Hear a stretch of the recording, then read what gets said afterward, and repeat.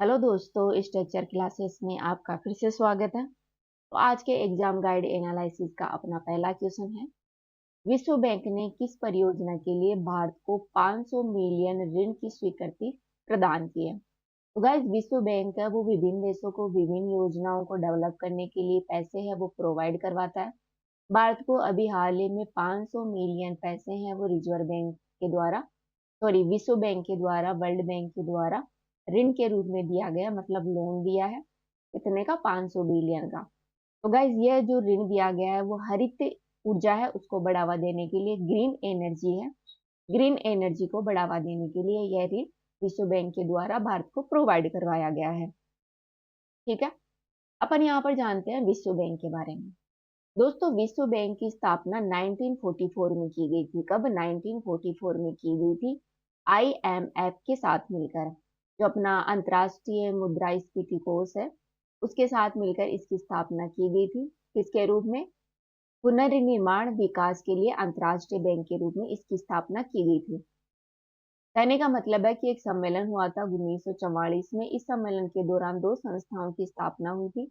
एक तो आईएमएफ की, अंतर्राष्ट्रीय मुद्रा कोष की, और दूसरी है आईबीआरडी की।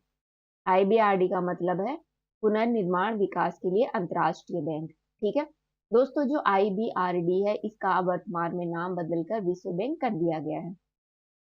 दोस्तों, विश्व बैंक समूह में 5 संस्थाओं की एक अनूठी वैश्विक साझेदारी है जो कि विकासशील देशों में गरीबी को कम करता है, साथ ही साझा समृद्धि का निर्माण करने के लिए स्थानीय समाधानों के लिए यह महत्वपूर्ण काम करता है।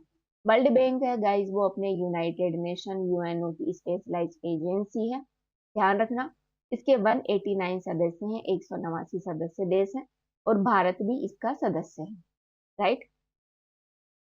इसके साथ ही विश्व बैंक की प्रमुख रिपोर्टों के बारे में बात करें तो ये जारी करता है ईज ऑफ डूइंग बिजनेस, जिसका वर्तमान में प्रकाशन बंद कर दिया है क्योंकि ये बहुत ही ज्यादा कंट्रोवर्सी में रहती थी। तो वर्तमान में जो ease of doing business report है वो विश्व बैंक द्वारा जारी नहीं की जाती है। इसके अलावा मानव पूंजी सूचकांक, वर्ल्ड डेवलपमेंट रिपोर्ट, ये इसकी महत्वपूर्ण रिपोर्ट है। दोस्तों, विश्व बैंक समूह है, इसके अंदर टोटल 5 संस्थाएं हैं। इन टोटल 5 संस्थाओं का नाम है, पहली है आईबीआरडी, जिसका पूरा नाम है अंतर्राष्ट्रीय पुनर्निर्माण विकास बैंक। दूसरी है आईडीए, अर्थात इंटरनेशनल डेवलपमेंट एसोसिएशन संघ, अंतर्राष्ट्रीय विकास संघ। तीसरी है आईएफसी, अर्थात इंटरनेशनल फाइनेंस कॉर्पोरेशन। चौथी है एमआईजीए, बहुराष्ट्रीय गारंटी एजेंसी। और पांचवी है आईसीएसआईडी, अर्थात निवेश विवादों के निपटान के लिए अंतर्राष्ट्रीय केंद्र। तो गाइस, भारत है वो इसका सदस्य नहीं है। भारत इन चारों का सदस्य है। निवेश विवाद के निपटान के लिए अंतर्राष्ट्रीय केंद्र है, इसका भारत सदस्य नहीं है और सभी का सदस्य है। दोस्तों, विश्व बैंक की शेयरधारिता के बारे में बात करें तो 16.41% वोटिंग के साथ विश्व बैंक में सबसे बड़ा शेयरधारक है वो यूएसए है, अमेरिका है। इसके बाद में आता है जापान, जापान के बाद में आता है जर्मनी, फिर आता है यूके, यूनाइटेड किंगडम, और यूनाइटेड किंगडम के बाद में आता है फ्रांस।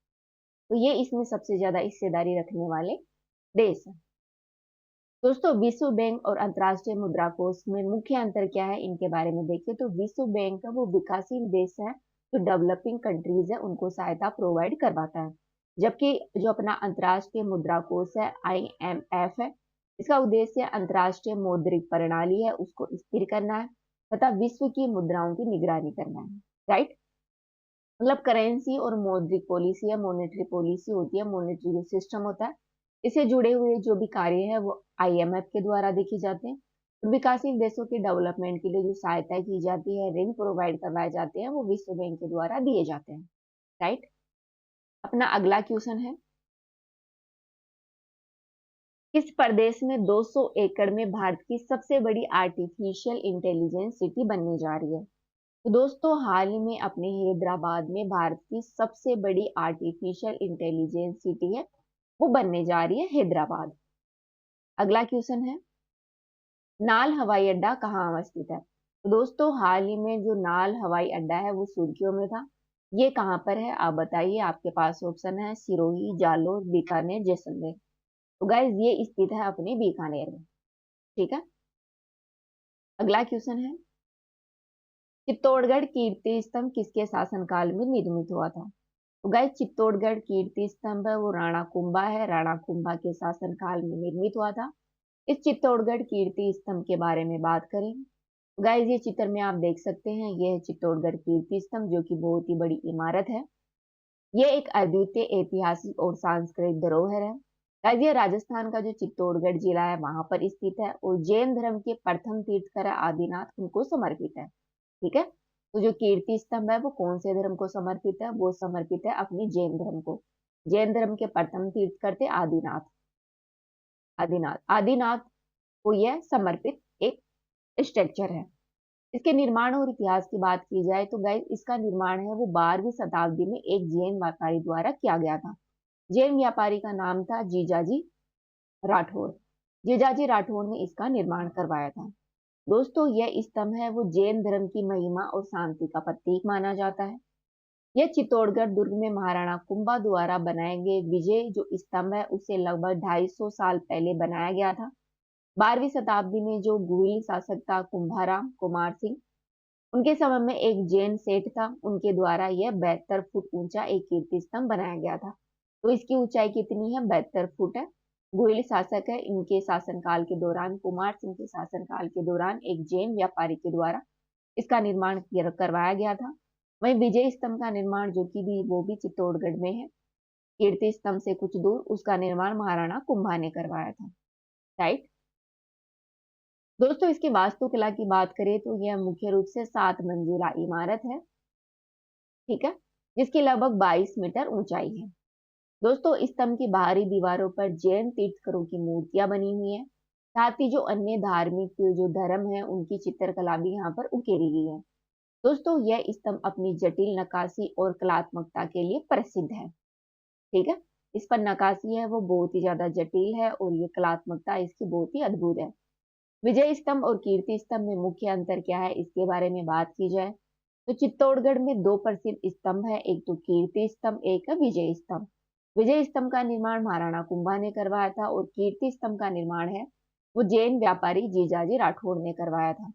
दोस्तों कीर्ति स्तंभ है वो जैन धर्म को समर्पित है। जैन धर्म के जो प्रथम तीर्थंकर है आदि पुरुष, उनको यह समर्पित एक महत्वपूर्ण स्तंभ है। इसके अलावा विजय स्तंभ है, इसका निर्माण महाराणा कुंभा ने करवाया था। कब करवाया था? जब मालवा के सुल्तान मोहम्मद खिलजी पर उन्होंने विजय प्राप्त की थी। अर्थात मालवा के सुल्तान थे मोहम्मद खिलजी के ऊपर उन्होंने विजय प्राप्त की थी युद्ध में। इसी के उपलक्ष्य पर, इसी के अवसर पर विजय स्तंभ का निर्माण महाराणा कुंभा ने करवाया था। ठीक है, तो ये जाना अपने विजय स्तंभ के बारे में। अपना अगला क्वेश्चन है, बेरोजगारों के सहायतार्थ दिल्ली में निम्नलिखित सुल्तानों में से किसने रोजगार कार्यालय की स्थापना की थी? तो दोस्तों फिरोज शाह तुगलक थे। फिरोज शाह तुगलक ने एक रोजगार कार्यालय खोला था। ठीक है, ये दिल्ली के शासक थे। तुगलक वंश जब आया था तो उसी दौरान उन्होंने बेरोजगारों को, बेरोजगार जो लोग थे उनकी सहायता कराने के लिए बेरोजगारी रोजगार कार्यालय खोला था फिरोज शाह तुगलक ने। तो ये अपने चर्चा की आज की क्वेश्चनों के बारे में। आज के वीडियो में इतना ही, कल फिर मिलते हैं। Thank you.